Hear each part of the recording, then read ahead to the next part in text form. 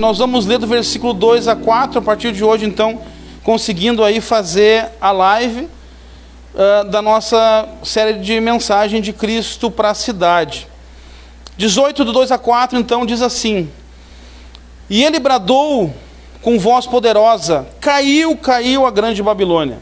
Ela se tornou habitação de demônios e anjos de todo espírito imundo, antro de toda ave impura e detestável. Pois todas as nações beberam do vinho da fúria da sua prostituição. Os reis da terra se prostituíram com ela, à custa do seu luxo excessivo. Os negociantes da terra se enriqueceram. Então ouvi outra voz do céu que dizia: Saiam dela, vocês, povo meu, para que vocês não participem dos seus pecados, para que as pragas que vão cair sobre ela não os atinjam. Amém.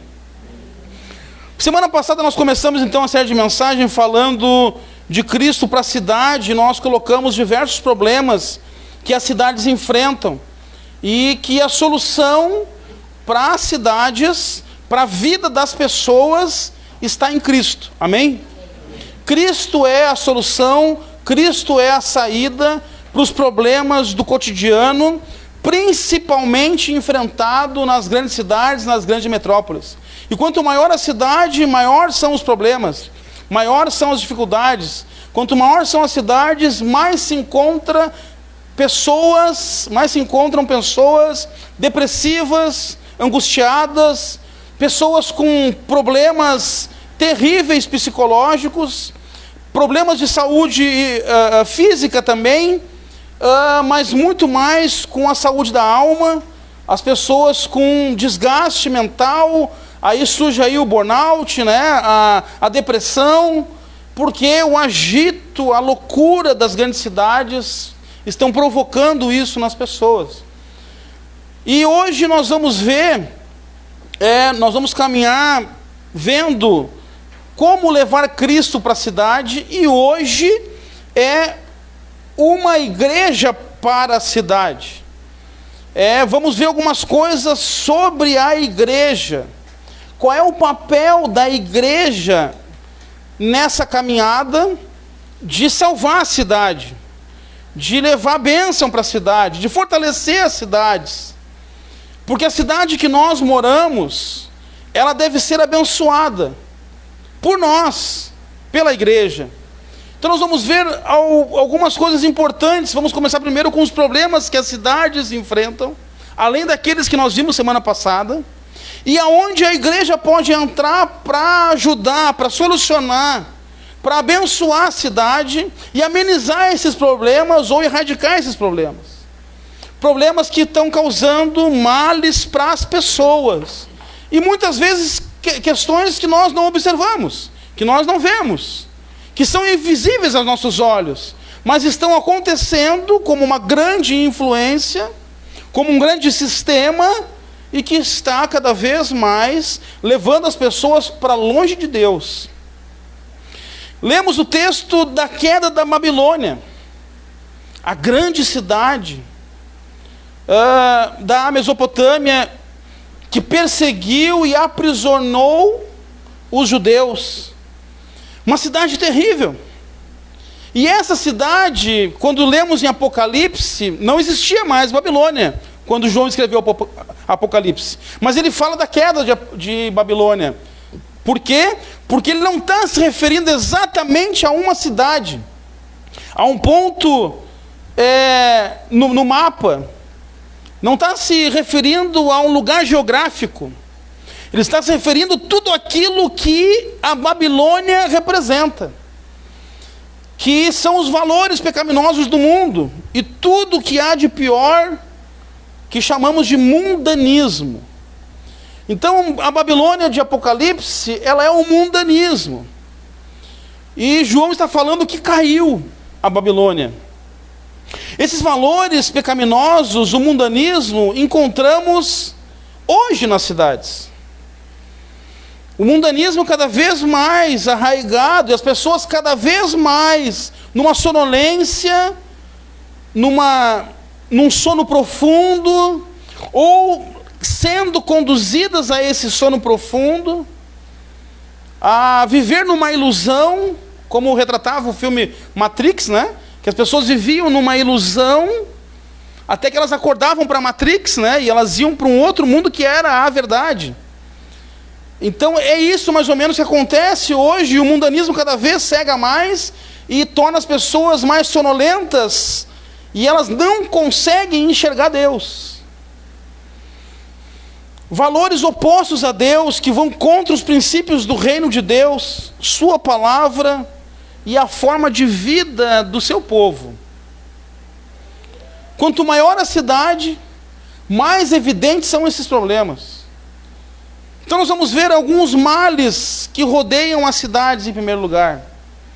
Primeira coisa, o primeiro mal que está dentro das cidades. Quanto mais populosa, maior é esse mal. Se você vai para o interior, e para o interior do interior, como aqui em Taquara, né? Aqui nós temos o centro e nós temos o interior. No interior nós vamos encontrar menos isso acontecer, mas vamos encontrar, porque tem pessoas, e se tem pessoas, tem pecado. Então a gente às vezes olha uma notícia e diz, meu Deus, mas como assim? Pois é um pecador. Uma hora ele vai mostrar o que está dentro de si. Que nós temos uma raiz, que é uma raiz pecaminosa, contaminada, que uma hora isso sai para fora. Alguns numa área, outros noutra, mas daqui a pouco alguém explode, e nós vemos aí pessoas, né, cometendo barbaridades, que a gente nunca imaginava. Como assim? Pois é o pecado aflorado cada vez mais evidente nas pessoas. Mas nós vemos isso muito mais no centro do que no interior. Então a primeira coisa que nós vemos é imoralidade. A imoralidade cresce a cada dia. Quanto mais os centros urbanos crescem, maior é a sua imoralidade. Aqui em Taquara nós não vamos ver algumas coisas assim que eu vou evidenciar aqui, graças a Deus, e que a gente ora para que não tenha, cada vez diminua mais ou não cresça. Assim como as cidades aqui da região, né, Igrejinha, Parobé, Araricá, Nova Hartz, Rolante, Riozinho. Mas nas grandes cidades nós vamos ver bastante. Mas a imoralidade, ela toma conta da cidade. E o que faz parte da imoralidade? O aumento da prostituição. A prostituição nas ruas, os bares, as boates. Depois, com o tempo, eu fiquei sabendo, né, que aqui em Taquara teve uma época que aqui era um centro da prostituição da região, né, onde as pessoas vinham aqui para frequentar os bares noturnos. Isso faz parte do mal, da imoralidade da cidade. Nós vamos ver nas grandes cidades a imoralidade crescendo em anúncios de jornal. Em algumas cidades existem pontos de prostituição feminino, trans e masculino, porque isso faz parte do aumento da imoralidade. O aumento do consumo de drogas, o aumento do consumo de álcool, muitas pessoas com problema de alcoolismo, que isso acaba levando para dentro de casa e destrói as suas famílias. Eu mesmo conheço uma família que a mãe é alcoólatra, e ela chega todo dia bêbada em casa. E os filhos, né, os meninos que eu conheço, às vezes a mãe diz, não, hoje vocês não vão sair. Ou às vezes ela diz, sai de casa, me deixa sozinha, para ela poder beber mais. E isso traz um mal terrível para essas crianças, para esses jovens que estão crescendo vendo a mãe bêbada. A mãe sai do trabalho, já chega em casa alcoolizada. Mas isso acontece, a imoralidade aumentando. A correria das grandes cidades leva as pessoas aos bares. E aí leva, né, para o famoso happy hour, que nas grandes cidades existem lugares, ruas, somente para happy hour. E cada vez maior. E a pessoa, não, mas eu vou ali, né? Agora é sexta-feira, né? É dia de beber, vamos lá. Só que isso começa com uma brincadeira, começa com os amigos dando risada, começa com um copo de cerveja, E quando vê isso vira um vício, e toda semana a pessoa está lá, e quando vê isso aumenta, e cada vez mais ela aumenta, ela não está mais no copo, ela não está mais na cerveja, agora ela vai para o uísque, e daqui a pouco ela vai para a droga. Ou muitas vezes é um pai de família que está toda semana lá e deixa a sua família em casa. Os filhos precisando às vezes de um recurso, mas o pai está enchendo a cara nos bares, com os amigos, com os colegas de trabalho. E isso cada vez aumenta mais. A imoralidade, ela é contrária à santidade de Deus. E eu não estou levando em conta aqui a quantidade, pouco ou muito, mas um alerta que muitas vezes, obrigado Pedro, que muitas vezes, na maioria das vezes, um drogado, alguém que está no crack, não começou no crack, começou num copo de cerveja. Eu fui criado numa região, já falei isso para vocês, num bairro, que a droga rolava solta. E eu vi amigos meus, queridos, que nós brincávamos junto quando era criança, vizinho. Um cara joia, que até hoje, ele tem a minha idade. Depois que ele entrou nesse mundo, ele não conseguiu sair mais. Já se separou 2 vezes, já tem 2 filhos perdidos no mundo. Porque começou com os amigos tomando um copinho de cerveja inocente. E foi levado à perdição, e hoje o cara, a mãe chora, a mãe está já com uns 80 anos, tá, né? 80 anos, até hoje chora porque o filho não sai das drogas. Mas começou num simples copinho com os amigos, numa festa que foi com os amigos, levando uma garrafinha e tomando junto e brincando e dando risada. E hoje todo mundo chora. O cara com quase 50 anos e está preso nas drogas. Porque a imoralidade é contrária à santidade de Deus. Semana passada eu fiz um alerta aqui, não sei se alguém levou em conta e foi pesquisar, mas eu falei sobre o que está acontecendo, se falando muito aí da Ilha do Marajó, né? E eu disse, se você não sabe, vai pesquisar, porque aqui em Taquara existe a mesma coisa e você não sabe. Existem lugares aqui em Taquara que acontece crimes bárbaros de imoralidade, abusos bárbaros de famílias, de jovens, de crianças sendo abusadas. Mas nós sabemos que nós estamos ali e tentando, até hoje ainda tentando ver o que a gente faz para ajudar. Crianças são criadas em famílias já preparadas para quando atingir uma idade, seus 12 anos, ser iniciada pelo avô e pelo pai. Em Marajó? Não, aqui em Taquara. A imoralidade cresce cada vez mais. E está nas nossas barbas. Está na nossa frente. E esse é um grande problema das cidades. Segundo problema que as cidades enfrentam, e é contrário a Deus, o materialismo. O materialismo é o amor crescente do luxo, do consumismo, da vaidade, do supérfluo. A desumanização das pessoas, das relações. As pessoas também passam a ser um produto, uma máquina descartável que não serve mais. Agora tu não me serve mais, chega. Em casamento, às vezes é sugerido, é incentivado ao consumismo, ao supérfluo, a coisas que não tem porquê. É o aumento do materialismo, o valor maior ao material do que o espiritual. Uma herança grega, né, que nós herdamos. Que o que vale mais é o material, é o corpo, depois o espírito. E isso aumenta nas grandes cidades. As pessoas desumanizadas passam a ser um produto onde o corpo vale mais do que a alma. A gente vê aí mulheres arrebentadas espiritualmente, arrebentadas emocionalmente, que vive literalmente numa casca, mas investe fortunas para mudar o corpo, para mudar o rosto, para mudar a aparência, para mudar o cabelo. Que bom!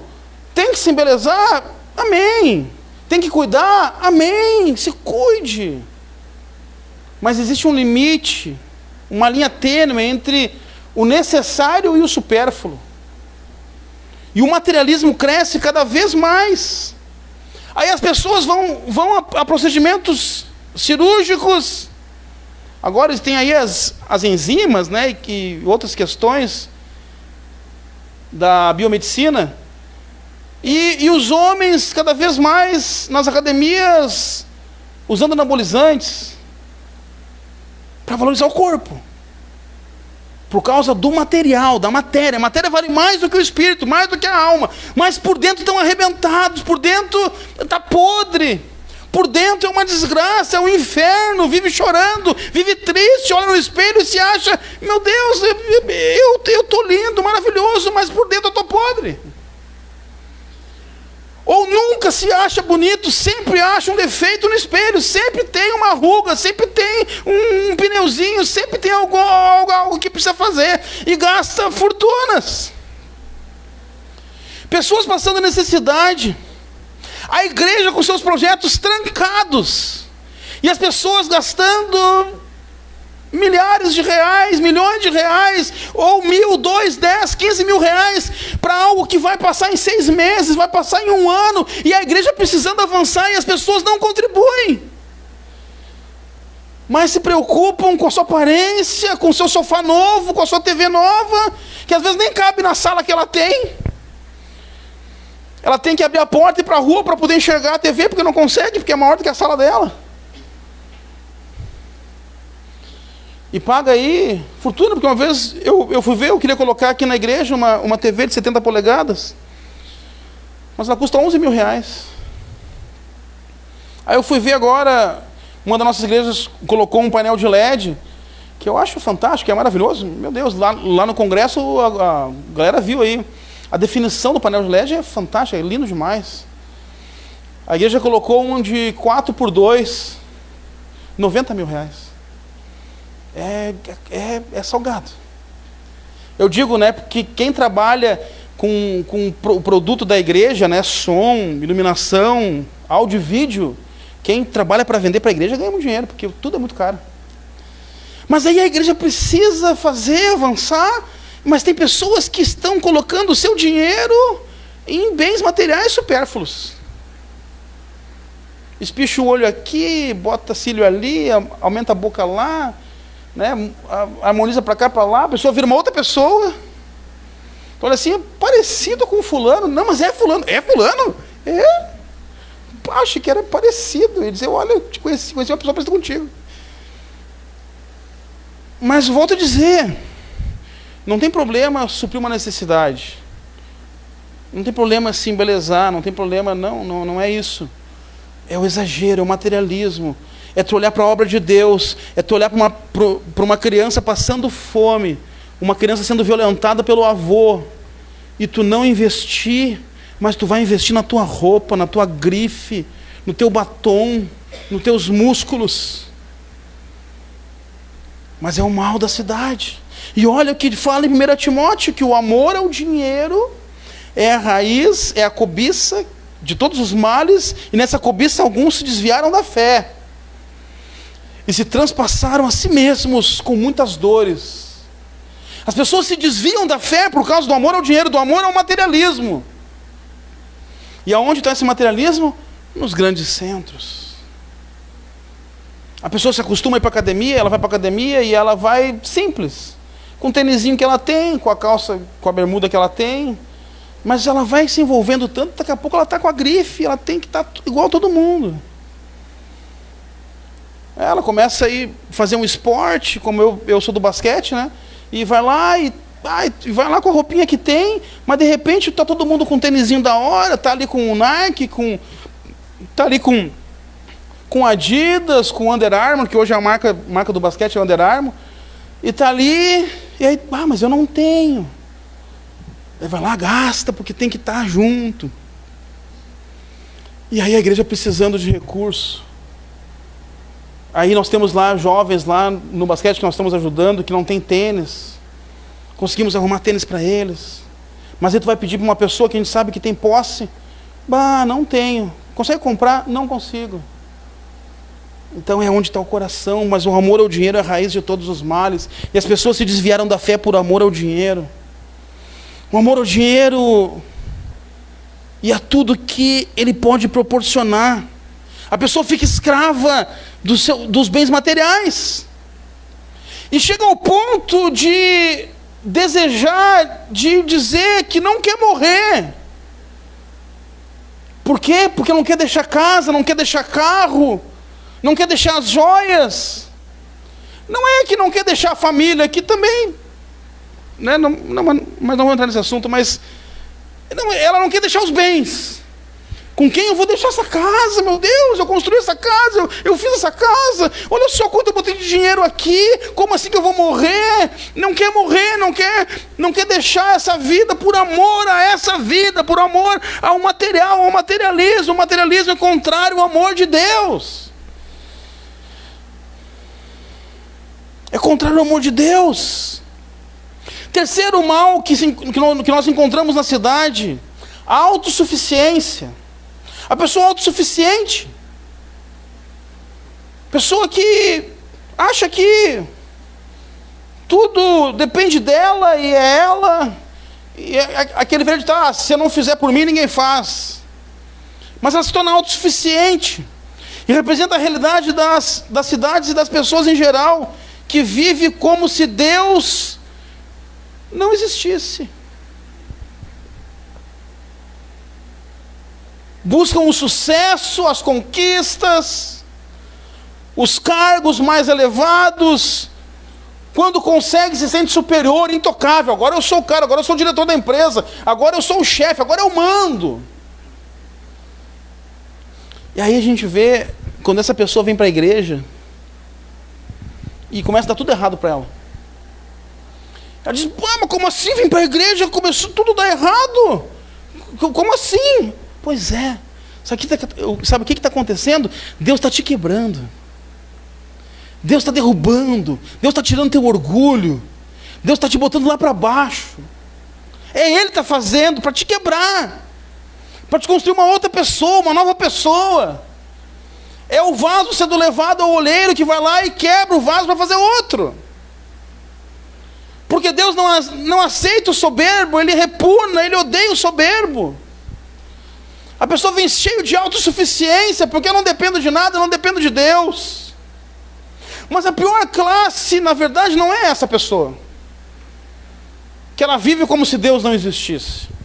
A pior classe é a pessoa que diz que Deus existe, mas vive como se Ele não existisse. Crê que Deus existe, mas faz tudo contrário ao que Deus pede. Essa é pior do que aquela que vive como se Deus não existisse.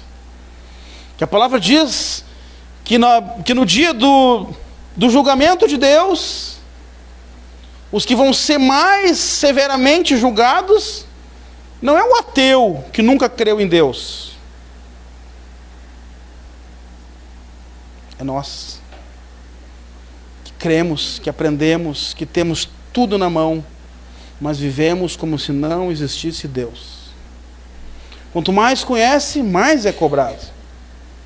Mas a autossuficiência Deus repugna, porque Deus não quer pessoas autossuficientes, Ele quer pessoas dependentes, que dependam dEle, que busquem Ele, que na hora da dificuldade não vai ficar reclamando, não vai tentar resolver, não vai tentar pagar para resolver. Quando na hora da dificuldade, as pessoas que dependem de Deus não vão fazer isso, não vão buscar os seus direitos com toda razão, que agora eu vou fazer, eu vou acontecer, porque eu tenho como fazer. Não, as pessoas que Deus quer é aquela que quando encontra dificuldade, o que ela faz? Ela cai, ela dobra os seus joelhos e busca a face de Deus. Ele não quer autossuficiente, ele quer pessoas dependentes dele, que busquem a solução nele, porque a solução para a cidade é Cristo. Quarto problema que se encontra nas cidades, a falsa religião. Caminhos falsos que dizem levar a Deus, mas não passa de sedução de Satanás, que afastam a pessoa de Deus. Falsas religiões, falsos ensinos, falsas doutrinas, falsas igrejas. Porque não é porque está falando de Jesus que é o caminho verdadeiro. Muitos falam de Jesus e muitos já falaram de Jesus, mas é caminho de perdição. Só usa o nome de Jesus para conduzir as pessoas, para atrair as pessoas, mas no fim é perdição, é morte. E infelizmente, hoje existem falsas igrejas que eram para ser as detentoras da verdade, do caminho da salvação, mas não são. São caminho de perdição, caminho de morte. Aonde se pensa no sucesso dos seus líderes e não pensa na vida das pessoas, no caminho da salvação, na condução até Cristo. Mercenários, falsos profetas, falsas religiões. Jesus disse: eu sou o caminho, a verdade e a vida. Ninguém vai ao Pai a não ser por mim. Não existe outro caminho a Deus. Não existe outro caminho que vai levar você até Deus. É somente em Jesus, somente em Cristo. E o último mal que aparece na cidade, a aversão às coisas de Deus. Uma triste marca do mundanismo é a aversão e a hostilidade para aqueles que professam a fé em Jesus. A aversão às coisas de Deus. Essas são as marcas ruins que encontramos nas cidades, todas contrárias a Deus e à vida de bênção que Ele proporciona. São todos pecados contra Deus. A cultura secular pode até aprovar práticas promíscuas. A cultura popular pode até aprovar a ridicularização da fé, o consumismo desenfreado, o sincretismo religioso, que é a junção de duas culturas religiosas, mas todos podem aprovar isso. O povo de Deus não. O povo de Deus não deve aprovar essas coisas. Os profetas denunciaram os pecados do povo. A igreja tem o mesmo papel. Salmo 96, 9 e 10 diz: adorai ao Senhor na beleza da santidade, tremei diante dele toda a terra, dizei entre os gentios que o Senhor reina, o mundo também se firmará, para que não se abale, julgará os povos com retidão. Deus julgará os povos. A proposta é que cada discípulo, e cada um de nós é um discípulo de Jesus, amém? Amém. A proposta é que cada discípulo que foi tocado e transformado por Deus, transformarão o mundo, transformarão a sua cidade para Deus. Amém. Amém. Quando ligamos a luz, nós dissipamos as trevas. Quando falamos de Deus, expandimos o reino. Vamos diminuindo o território do maligno quando falamos de Deus, quando ligamos a luz. Quanto mais falamos de Deus, quanto mais vivemos para Deus, mais as trevas vão se afastando. Ou seja, não precisamos colocar o dedo na cara de ninguém Precisamos apenas ser cristãos e dar bons exemplos e bons testemunhos como bons cristãos. E isso vai propagar o reino de Deus, e isso vai afastar o reino das trevas. Quanto mais você faz para Deus, menos as trevas têm força, menos as trevas agem, menos forças elas têm, porque você está agindo pelo reino de Deus. As suas atitudes estão demonstrando isso. As pessoas serão transformadas pelo Espírito Santo, pelo seu exemplo, pela sua conduta, não botando o dedo na cara de ninguém, dizendo, ô seu pecador, ô seu errado, ô seu... Não é isso, nós não temos esse papel. Nosso papel é amar, nosso papel é abraçar, nosso papel é levar o Evangelho, levar as boas novas, levar as boas notícias, e o Espírito Santo fazer o papel dele no coração dessa pessoa. E aí nós temos as ferramentas da igreja para isso, para transformar a cidade. O papel da igreja para transformar a cidade, as ferramentas que ela tem.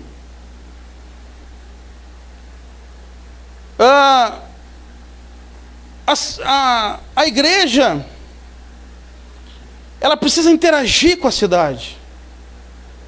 Ela precisa estar na cidade. A igreja, ela interage com a cultura e a cidade. A igreja que faz isso é uma igreja missional. Ela está sempre em missão. E essa igreja missional possui 3 braços, que é o tri. Ela é transformacional, ela é relacional e ela é intencional. É uma igreja que transforma a cidade, é uma igreja missional. Ela é transformacional, ela é relacional e ela é intencional. Nós vamos ver algumas coisas apenas nessa noite, nos próximos nós vamos ver mais.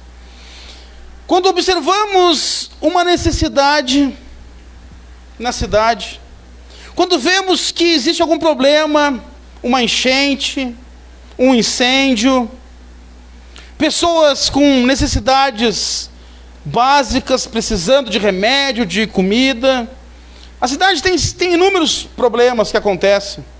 Mas quando nós vemos isso, é comum nós ouvirmos a expressão das pessoas dizendo, a igreja precisa fazer alguma coisa. E às vezes as pessoas perguntam, o que a igreja está fazendo? Ou às vezes chegam na gente, né? O que a tua igreja fez quando aconteceu isso? A enchente que teve aqui em Taquara, o que a igreja fez? Mas quando nós ouvimos isso, a igreja precisa fazer alguma coisa. Eu pergunto para você, o que vem na sua mente? O que você pensa quando você ouve isso, ou até mesmo quando você já disse isso? A igreja precisa fazer alguma coisa. O que a igreja fez quando teve uma enchente? O que a igreja fez quando teve um problema X ou Y? O que a igreja está fazendo? Quando você pensa nisso, ouve isso, fala isso, o que você pensa? Vou dar algumas opções. O pastor precisa fazer alguma coisa? É isso que quer dizer? A liderança precisa fazer alguma coisa? É isso que essa expressão quer dizer? A pastora precisa fazer alguma coisa? Nessa hora nós precisamos lembrar de que a igreja somos nós. Então, quando eu falo a igreja precisa fazer alguma coisa, eu estou dizendo nós precisamos fazer alguma coisa. Sempre nas catástrofes mundiais, as primeiras instituições a chegar num terremoto, a chegar num incêndio, a chegar numa enchente, a primeira instituição a chegar em Brumadinho, quando aconteceu aquela tragédia, sabe qual foi a instituição? A igreja. A igreja sempre é a primeira a chegar para atender o necessitado. Mas isso não pode, gente, acontecer só lá fora. E nós não temos que aplaudir somente, chegou lá no terremoto, a igreja, que bênção, vou orar por ti, missionário. Porque todos nós somos missionários. Então, quando tem um problema na cidade, quem é que precisa fazer alguma coisa? Quem? Nós. A primeira enchente que deu aqui, o ano passado, que ali a casa do Zé e da Cris quase, que chegou na porta. Eu fui, movimentei, chamei todo mundo, pedi doação, tal, fui lá levar no CIEP as doações, mandei mensagem para ele, como é que tá aí, tudo bem, precisa de alguma coisa, estou aí se precisar e tal. Mandou uma foto do pessoal de barco lá, do lado de casa, dá até para pegar um peixinho ali, eu acho, Na outra vez que deu, eu não fiz nada. Eu esperei se alguém da igreja ia fazer. E se alguém da igreja ia me ligar, ia pedir alguma coisa, ou ia, pastor, vamos fazer? Não sei, pode ter feito, mas eu não vi ninguém. Então quem tem que fazer não é o pastor, não é a liderança, não é a pastora, somos nós, porque nós somos a igreja. Nós temos que fazer. Nós precisamos abençoar a cidade. Nós temos que nos indignar com a história que você ouviu aqui quando eu contei, e dizer, pastor, aonde que é isso? Eu quero ir lá resolver. Porque nós estamos aqui para abençoar a cidade, para resolver os problemas da cidade. Eu não tenho que depender de governo, eu não tenho que depender de prefeito, de vereador, eu tenho que fazer. Eu tenho que fazer, porque esse é o papel da igreja, para conquistar a cidade. Nós vimos semana passada o IDH dos países, dos melhores países para se viver. E os melhores países para se viver é onde a fé protestante está. Então nós precisamos fazer, nós precisamos estar à frente, precisamos entender que nós não somos meros espectadores na história bíblica, nós somos participantes da história bíblica. A história bíblica continua sendo escrita pela igreja atual. Nós somos hoje os discípulos de Jesus, os apóstolos de Jesus, os seguidores de Jesus, os que estão dando continuidade à igreja de Cristo. Então nós precisamos fazer, precisamos conquistar a cidade, precisamos ir fazer. A igreja precisa ser transformacional. Do nosso é uma igreja que transforma por onde passa. Por onde passa, ela deixa o perfume de Cristo. Por onde passa, ela transforma. Por onde passa, ela estende a mão. Nós temos aquele mendigo que faz tempo que não aparece aqui, o Luiz. E ele pode ter todos os defeitos dele, Mas ele nunca esqueceu. Ele sempre fala de um dia que ele estava mal e ele pediu carona, eu levei ele para onde ele estava dormindo e ele disse que estava sem roupa para dormir. Eu vim aqui, nós tínhamos doações, eu enchi 2 caixas de doação de roupa como cobertor e ele estava numa casa assim abandonada de 2 andares e eu buzinei lá e chamei, Luiz! Ele disse, é tu, pastor? Sou eu.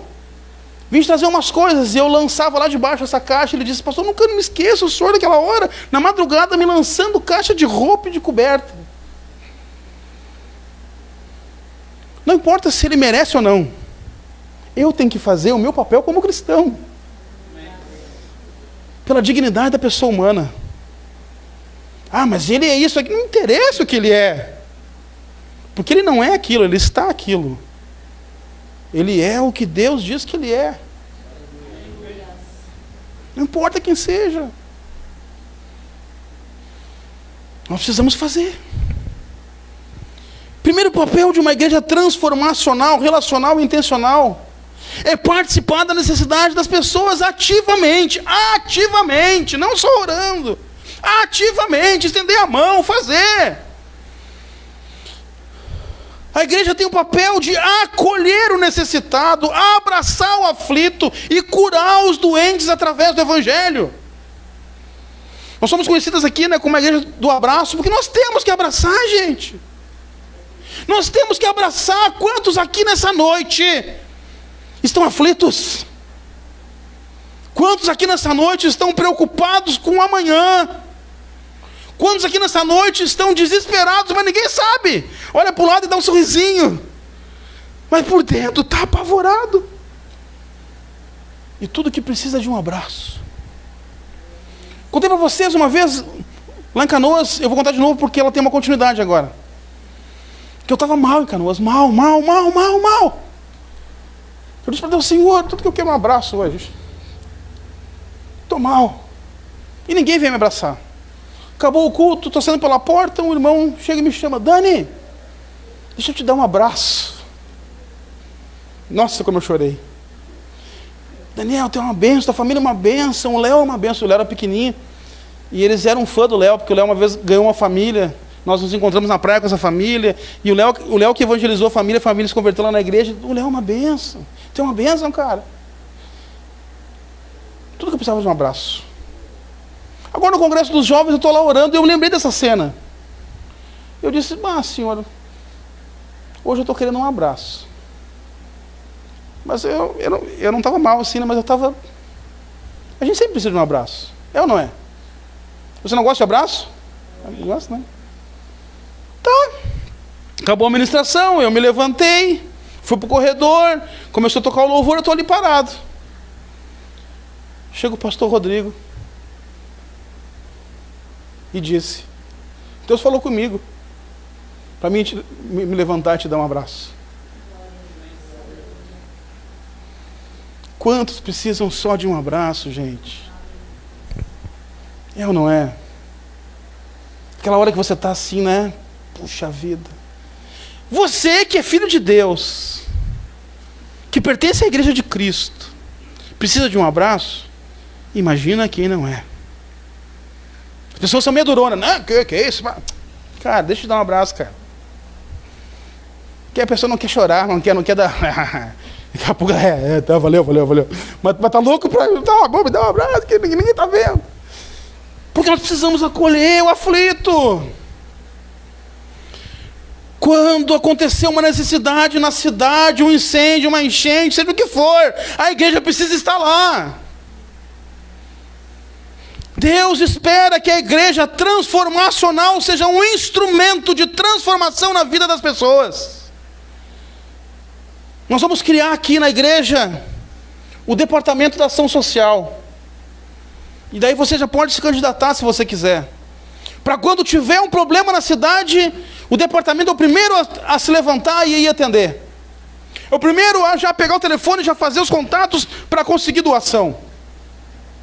Para atender a cidade. Para atender a cidade. A igreja, nós, é uma instituição ativa. E ela, a igreja, nós nos envolvemos com a cidade para que ela cresça, se desenvolva e avance. Queremos o avanço da cidade. Queremos o avanço de Taquara.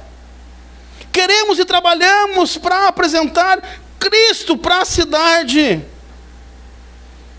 A transformação começa por nós. A transformação da cidade começa pela igreja, começa por nós. Amém? Queridos, eu não esperava, a hora correu, eu tenho muito mais coisa para falar. Eu vou ter que deixar para a semana que vem para continuar. Eu vou entrar num outro ponto agora, que não vou poder entrar. Inclusive aquela TV está ali posicionada para passar para vocês algo que... Mas não vai ter que ficar para a semana que vem. Tá, Léo? Mas algo importante, que precisa ficar marcado hoje. A igreja, ela é transformacional. Eu e você precisamos ser agentes de transformação das pessoas, das famílias e da cidade. Precisamos interagir, estar juntos, presente, levando Deus às pessoas, levando Cristo às pessoas, levando o amor às pessoas. E gente, Gente amada, povo querido, nós temos o privilégio de fazer parte da família de Deus. Isso é um privilégio, gente. Então, pegue esse privilégio, enche o seu coração desse privilégio e espalhe pela cidade. Como nós cantamos, fale de Jesus pelas ruas. Fale de Jesus para a cidade. Leve as boas novas. Leve a transformação do pecado. Tire a angústia das pessoas, a aflição, a tristeza. Através de um abraço, através de um exemplo, através de uma postura, através de uma atitude, você pode transformar vidas. Amém? Vamos ficar de pé em nome de Jesus. Vamos orar e vamos louvar.